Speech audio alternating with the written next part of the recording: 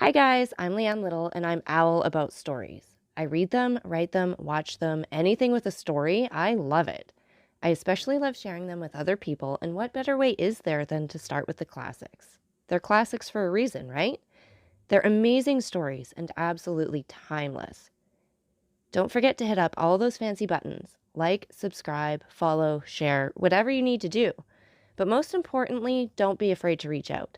I would love to connect with you, so feel free to leave any comments as you'd like, or you can even follow me over on my Buy Me a Coffee page, leannelittle.com, to message directly. So let's continue on with The Count of Monte Cristo by Alexandre Dumas. Chapter 30, the 5th of September. The extension provided for by the agent of Thomson and French, at the moment when Morel expected at least, was to the poor ship owner so decided a stroke of good fortune that he almost dared to believe that fate was at length grown weary of wasting her spite upon him. The same day he told his wife Emmanuelle and his daughter all that occurred, and a ray of hope, if not tranquillity, returned to the family. Unfortunately, however, Morel had not only engagements with the house of Thomson and French, who had shown themselves so considerate towards him, and, as he said, in business he had correspondents, not friends. When he thought the matter over, he could by no means account for this generous conduct on the part of Thomson and French towards him, and could only attribute it to some such selfish argument as this: "We had better help a man who owes us nearly 300,000 francs, and have those 300,000 francs at the end of 3 months, than hasten his ruin, and get only 6 or 8% of our money back again." Unfortunately, whether through envy or stupidity, all Morel's correspondents did not take this view, and some even came to a contrary decision. The bills signed by Morel were presented at his office with scrupulous exactitude, and, thanks to the delay granted by the Englishmen, were paid by Cockles with equal punctuality. Cockles thus remained in his accustomed tranquillity. It was Morel alone who remembered with alarm that if he had to repay on the 15th the 50,000 francs of Monsieur de Beauville, and on the 30th the 32,500 francs of bills, for which, as well as the debt due to the inspector of prisons, he had time granted, he must be a ruined man.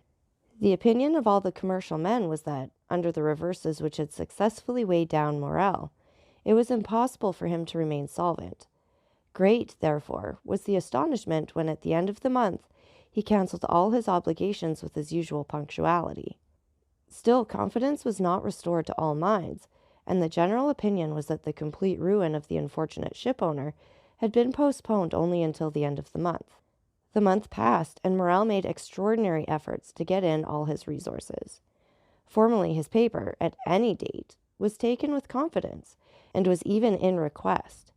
Morel now tried to negotiate bills at 90 days only, and none of the banks would give him credit. Fortunately, Morel had some funds coming in on which he could rely, and, as they reached him, he found himself in a condition to meet his engagements when the end of July came. The agent of Thomson and French had not been again seen at Marseille. The day after, or 2 days after his visit to Morel, he had disappeared, and as in the city that he had had no intercourse but with the mayor, the inspector of prisons, and Monsieur Morel, his departure left no trace except in the memories of these 3 persons. As to the sailors of the Pharaon, they must have found snug berths elsewhere, for they also had disappeared. Captain Gaumard, recovered from his illness, had returned from Palma. He delayed presenting himself at Morel's, but the owner, hearing of his arrival, went to see him. The worthy shipowner knew, from Penelon's recital of the captain's brave conduct during the storm, and tried to console him. He brought him also the amount of his wages which Captain Gaumard had not dared to apply for. As he descended the staircase, Morel met Penelon, who was going up. Penelon had, it would seem, made good use of his money, for he was newly clad. When he saw his employer, the worthy tar seemed much embarrassed, drew on one side in the corner of the landing place, passed his quid from one cheek to the other, stared stupidly with his great eyes, and only acknowledged the squeeze of the hand which Morel as usual gave him by a slight pressure in return. Morel attributed Penelon's embarrassment to the elegance of his attire. It was evident the good fellow had not gone to such an expense on his own account. He was, no doubt, engaged on board some other vessel, and thus his bashfulness arose from the fact of his not having, if we may so express ourselves, worn mourning for the ferry on longer. Perhaps he had come to tell Captain Gaumard of his good luck, and to offer him employment from his new master. "Worthy fellows," said Morrel as he went away, "may your new master love you as I loved you, and be more fortunate than I have been." August rolled by in unceasing efforts on the part of Morrel to renew his credit or revive the old. On the 20th of August, it was known at Marseilles that he had left town in the mail coach, and then it was said that the bills would go to protest at the end of the month, and that Morrel had gone away and left his chief clerk Emmanuel and his cashier Cockles to meet the creditors. But, contrary to all expectation, when the 31st of August came, the house opened as usual, and Cockles appeared behind the grating of the counter, examined all bills presented with the usual scrutiny, and from first to last, paid all with the usual precision. There came in, moreover, 2 drafts which Monsieur Morrel had fully anticipated, and which Cockles paid as punctually as the bills which the shipowner had accepted. All this was incomprehensible, and then, with the tenacity peculiar to prophets of bad news, the failure was put off until the end of September. On the 1st, Morrel returned. He was awaited by his family with extreme anxiety, for from this journey to Paris they hoped great things. Morrel had thought of Danglars, who was now immensely rich, and had lain under great obligations to Morrel in former days, since to him it was owing that Danglars entered the service of the Spanish banker, with whom he had laid the foundations of his vast wealth. It was said at this moment that Danglars was worth from 6 to 8 millions of francs, and had unlimited credit. Danglars, then, without taking a crown from his pocket, could save Morrel. He had but to pass his word for a loan, and Morrel was saved. Morrel had long thought of Danglars, but had kept away from some instinctive motive, and had delayed as long as possible availing himself of this last resource. And Morrel was right, for he returned home crushed by the humiliation of a refusal. Yet on his arrival, Morrel did not utter a complaint or say one harsh word. He embraced his weeping wife and daughter, pressed Emmanuel's hand with friendly warmth, and then going to his private room on the 2nd floor had sent for Cockles. "Then," said the 2 women to Emmanuel, "we are indeed ruined." It was agreed in a brief council held among them that Julie should write to her brother, who was in garrison at Nimes, to come to them as speedily as possible. The poor women felt instinctively that they required all their strength to support the blow that impended. Besides, Maximilian Morrel, though hardly 22, had great influence over his father. He was a strong-minded, upright young man. At the time when he decided on his profession, his father had no desire to choose for him, but had consulted young Maximilian's taste. He had at once declared for a military life, and had in consequence studied hard, passed brilliantly through the Polytechnic School, and left it as sub-lieutenant of the 53rd of the line. For a year he held this rank, and expected promotion on the first vacancy. In his regiment, Maximilian Morrel was noted for his rigid observance, not only of the obligations imposed on a soldier, but also of the duties of a man, and thus he gained the name of the Stoic. We need hardly say that many of those who gave him this epithet repeated it, because they had heard it, and did not even know what it meant. This was the young man whom his mother and sister called to their aid, to sustain them under the serious trial which they felt they would soon have to endure. They had not mistaken the gravity of this event, for the moment after Morrel had entered his private office with Cockles, Julie saw the latter leave it pale, trembling, and his features betraying the utmost consternation. She would have questioned him as he passed by her, but the worthy creature hastened down the staircase with unusual precipitation, and only raised his hands to heaven and exclaimed, "Oh, mademoiselle, mademoiselle! What a dreadful misfortune! Who could ever have believed it?" A moment afterwards, Julie saw him go upstairs carrying 2 or 3 heavy ledgers, a portfolio, and a bag of money. Morrel examined the ledgers, opened the portfolio, and counted the money. All his funds amounted to 6,000 or 8,000 francs.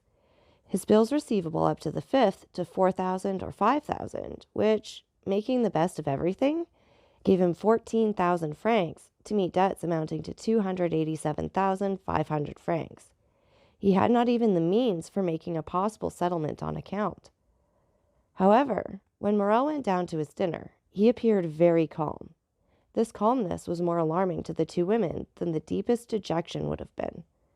After dinner, Morel usually went out and used to take his coffee at the Club of the Phocéens and read the Semaphore. This day, he did not leave the house, but returned to his office. As to Cockles, he seemed completely bewildered. For part of the day, he went into the courtyard, seated himself on a stone with his head bare and exposed to the blazing sun. Emmanuel tried to comfort the women, but his eloquence faltered. The young man was too well acquainted with the business of the house not to feel that a great catastrophe hung over the Morel family. Night came. The two women had watched, hoping that when he left his room, Morel would come to them, but they heard him pass before their door and trying to conceal the noise of his footsteps. They listened. He went into his sleeping room and fastened the door inside. Madame Morel sent her daughter to bed, and half an hour after Julie had retired, she rose, took off her shoes, and went stealthily along the passage to see through the keyhole what her husband was doing. In the passage, she saw a retreating shadow. It was Julie, who, uneasy herself, had anticipated her mother. The young lady went towards Madame Morel. "He is writing," she said. They had understood each other without speaking. Madame Morel looked again through the keyhole. Morel was writing, but Madame Morel remarked what her daughter had not observed was that her husband was writing on stamped paper. The terrible idea that he was writing his will flashed across her. She shuddered, and yet had not strength to utter a word. Next day, Monsieur Morel seemed calm as ever, went into his office as usual, came to his breakfast punctually, and then, after dinner, placed his daughter beside him, took her head in his arms, and held her for a long time against his bosom. In the evening, Julie told her mother that although he was apparently so calm, she had noticed that her father's heart beat violently. The next 2 days passed in much the same way. On the evening of the 4th of September, Monsieur Morel asked his daughter for the key of his study. Julie trembled at this request, which seemed to her of bad omen. Why did her father ask for this key which she always kept, and which was only taken from her in childhood as a punishment? The young girl looked at Morel. "What have I done wrong, father," she said, "that you should take this key from me?" "Nothing, my dear," replied the unhappy man, the tears starting to his eyes at the simple question. "Nothing, only I want it." Julie made a pretense to feel for the key. "I must have left it in my room," she said. And she went out, but instead of going to her apartment, she hastened to consult Emmanuel. "Do not give this key to your father," he said, "and tomorrow morning, if possible, do not quit him for a moment." She questioned Emmanuel, but he knew nothing, or would not say what he knew. During the night, between the 4th and 5th of September, Madame Morel remained listening for every sound, and, until 3 o'clock in the morning, she heard her husband pacing the room in great agitation. It was 3 o'clock when he threw himself on the bed. The mother and daughter passed the night together. They had expected Maximilian since the previous evening. At 8 o'clock in the morning, Morel entered their chamber. He was calm, but the agitation of the night was legible in his pale and careworn visage. They did not dare ask him how he had slept. Morel was kinder to his wife, more affectionate to his daughter than he had ever been. He could not cease gazing at and kissing the sweet girl. Julie, mindful of Emmanuel's request, was following her father when he quitted the room, but he said to her quickly, "Remain with your mother, dearest." Julie wished to accompany him. "I wish you to do so," he said. This was the first time Morel had ever so spoken, but he said it in a tone of paternal kindness, and Julie did not dare to disobey. She remained at the same spot, standing mute and motionless.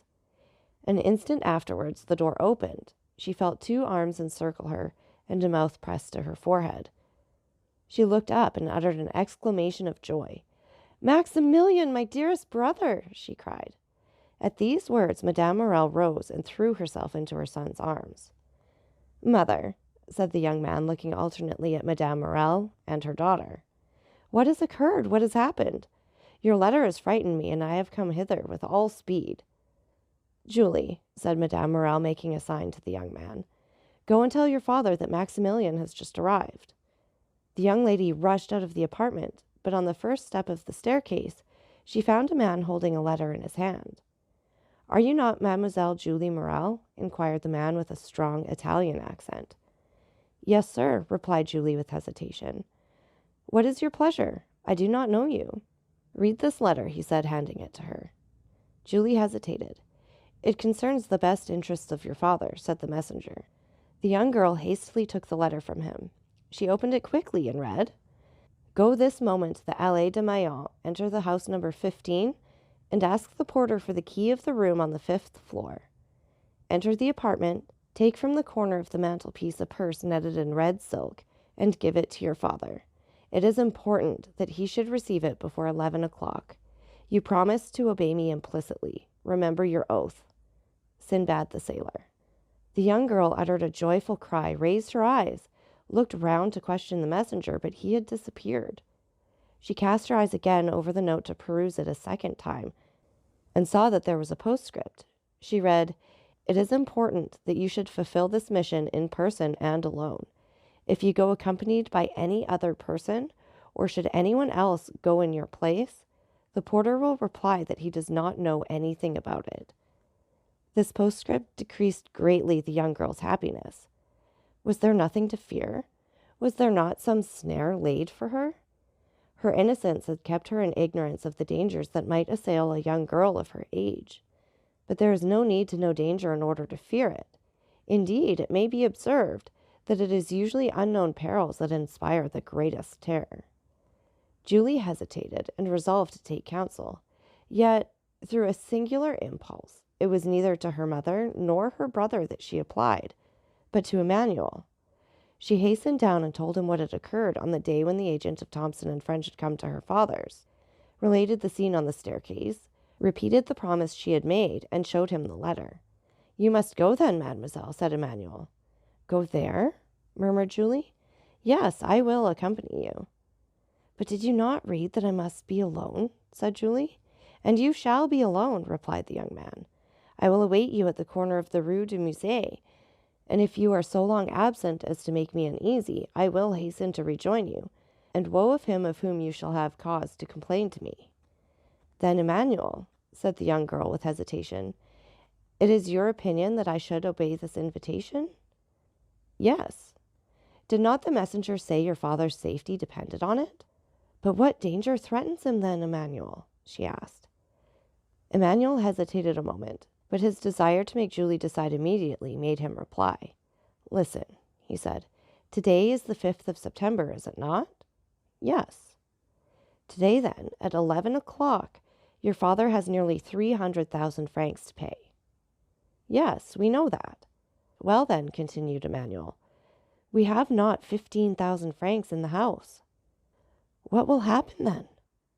"Why, if today, before 11 o'clock, your father has not found someone who will come to his aid, he will be compelled at 12 o'clock to declare himself a bankrupt." "Oh, come then, come!" cried she, hastening away with the young man. During this time, Madame Morel had told her son everything. The young man knew quite well that, after the succession of misfortunes which had befallen his father, great changes had taken place in the style of living and housekeeping. But he did not know that matters had reached such a point. He was thunderstruck.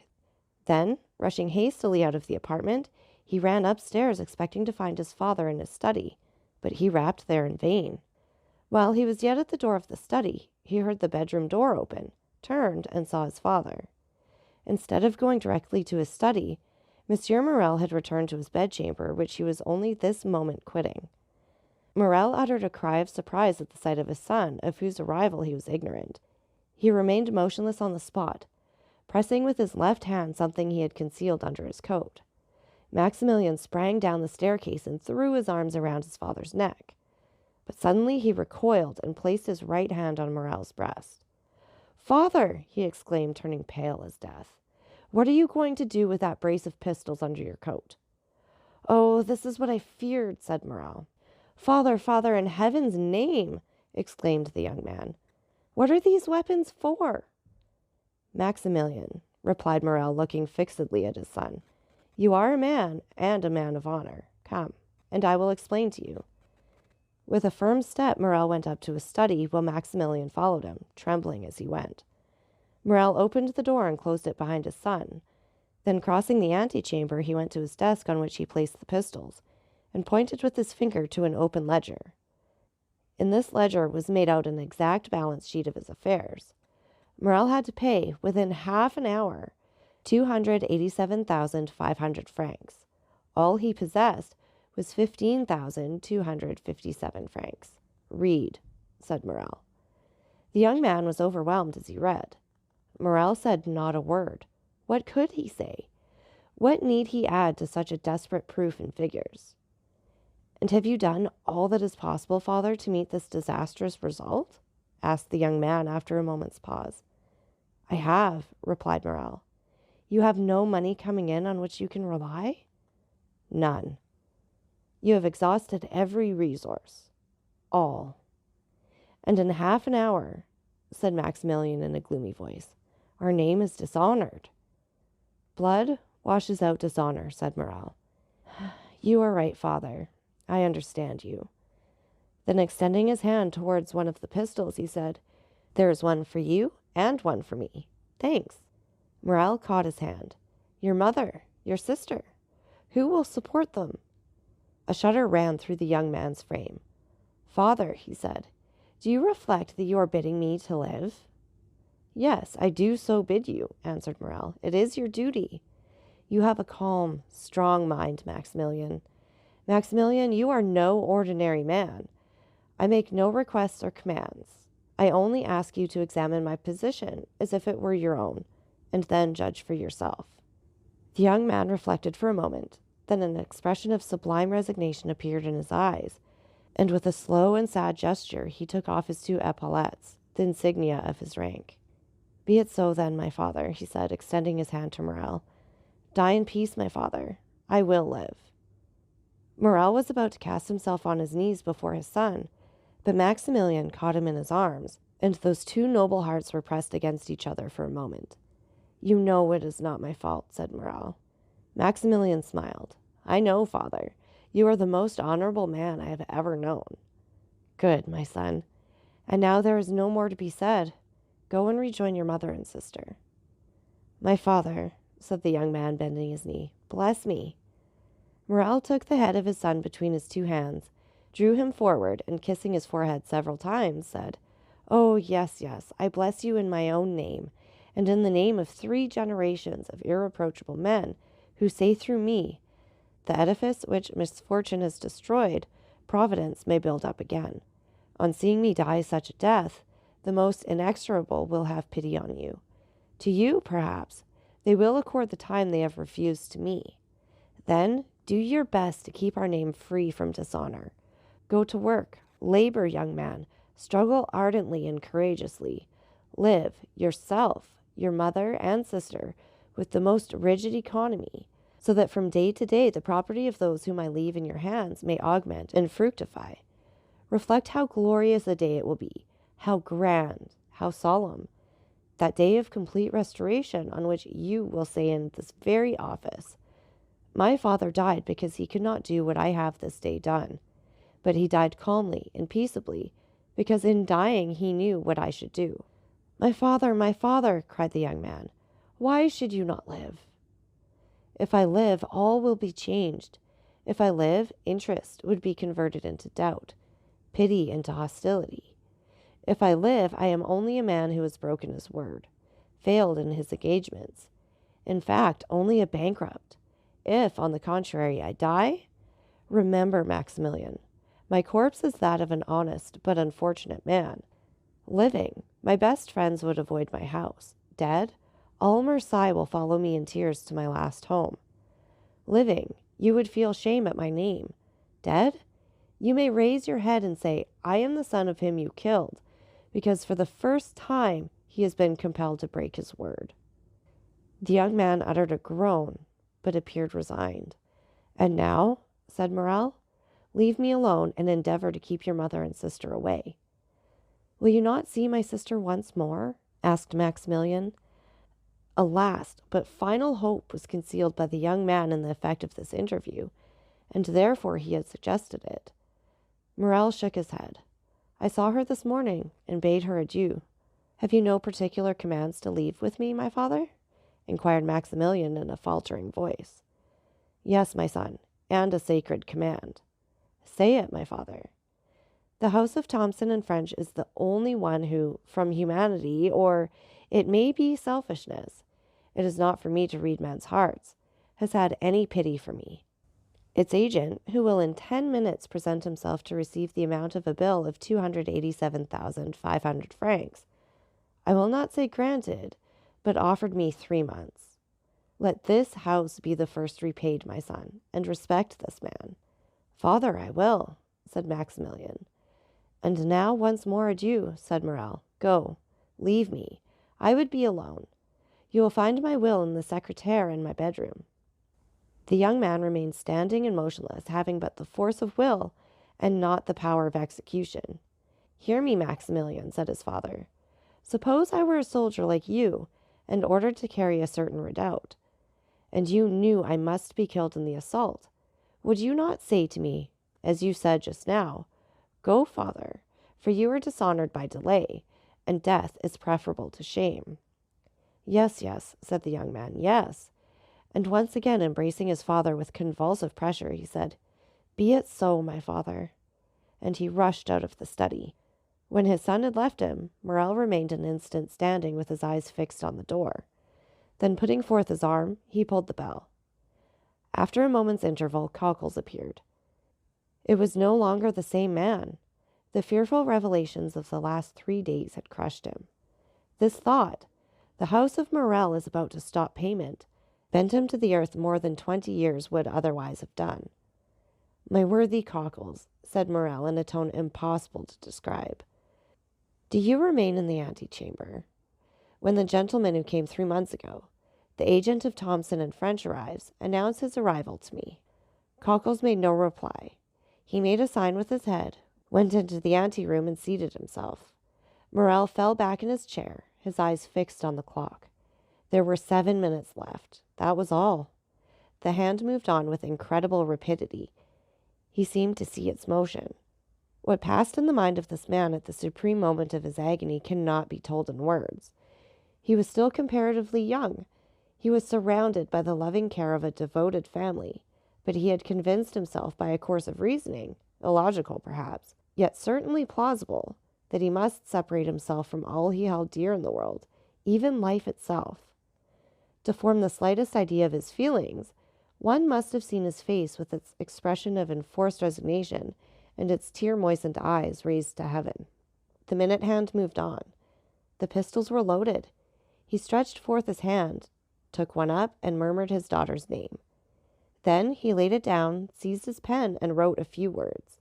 It seemed to him as if he had not taken a sufficient farewell of his beloved daughter. Then he turned again to the clock, counting time now not by minutes, but by seconds. He took up the deadly weapon again, his lips parted and his eyes fixed on the clock, and then shuddered at the click of the trigger as he cocked the pistol. At this moment of mortal anguish, the cold sweat came forth upon his brow. A pang stronger than death clutched at his heartstrings. He heard the door of the staircase creak on its hinges. The clock gave its warning to strike 11. The door of his study opened.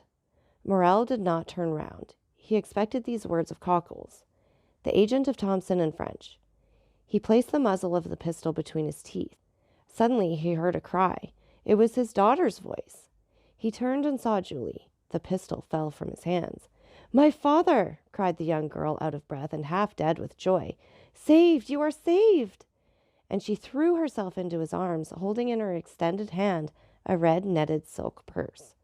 "Saved, my child," said Morrel. "What do you mean?" "Yes, saved, saved! See, see!" said the young girl. Morrel took the purse and started as he did so, for a vague remembrance reminded him that it once belonged to himself. At one end was the receipted bill for the 287,000 francs, and at the other was a diamond as large as a hazelnut, with these words on a small slip of parchment: Julie's dowry. Morrel passed his hand over his brow. It seemed to him a dream.